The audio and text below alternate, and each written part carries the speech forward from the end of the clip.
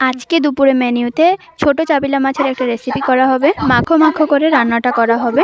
তো প্রথমে সব কটা চাপিলা মাছ ভালোভাবে পরিষ্কার করে নেব। মাছগুলো খুব ছোট ছোট, তাই একটু পরিষ্কার করতে সময় লাগবে। ছোট মাছগুলো কেটে বেছে নিতে একটু সময় লাগবে, কিন্তু খেতে দুর্দান্ত স্বাদ হয়।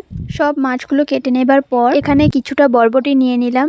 বরবটিগুলোকে টুকরো টুকরো করে নেব। মাছে দেবার জন্য কিছুটা বরবটি এখানে কেটে নেওয়া হলো। এবার এখানে দুটো আলু টুকরো টুকরো করে নেব।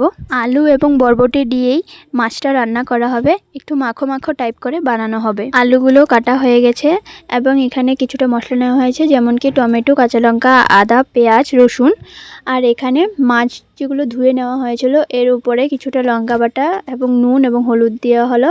আর এখানে কড়াইটা চাপিয়ে কড়াইয়ে তেল দিয়ে এদিকে মাছগুলো মেখে নিয়ে কড়াইয়ে দেওয়া তেল গরম হয়ে গেলে মাছগুলোকে মুচমুচো করে ভেজে নেব।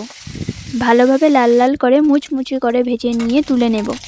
এবার আলু এবং বরবটিগুলোকেও ভেজে নেব। স্বাদ মতো নুন এবং কিছুটা হলুদ দিয়ে লাল লাল করে ভেজে নেব। আপনাদের আমাদের ভিডিওগুলো যদি দেখতে ভালো লাগে তাহলে লাইক, কমেন্ট, সাবস্ক্রাইব করে দিয়ে আমাদের একটু পাশে থাকবে। সবজিগুলো ভাজা হয়ে গেলে নামিয়ে নিয়ে কড়াইয়ে তেল দিয়ে কিছুটা কালো জিরে এবং কুচিয়ে রাখা পেঁয়াজ দিয়ে একটুখানি ভাজা ভাজা করে নিয়ে আবারও কিছুটা বেটে রাখা পেঁয়াজ দিয়ে তারপর ধনে এবং জিরে, আদা বাটা, লঙ্কা বাটার পেস্টটা দিয়ে একটুক্ষণ নাড়িয়ে চাড়িয়ে কিছুটা টমেটো দিয়ে মশলা ধোয়ানো জল দিয়ে অল্পক্ষণ নাড়িয়ে চাড়িয়ে কিছু সময়ের জন্য ঢাকা দিয়ে রাখবো।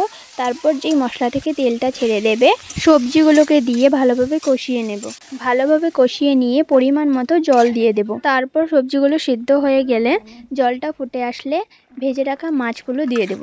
তারপর দিয়ে কিছু সময় নাড়িয়ে চাড়িয়ে নেব এবং যেহেতু মাখো মাখো করে রাখবো তার জন্য জলটাকে একটু শুকিয়ে নেব। এই যে তৈরি চাপিলা মাছের রেসিপি।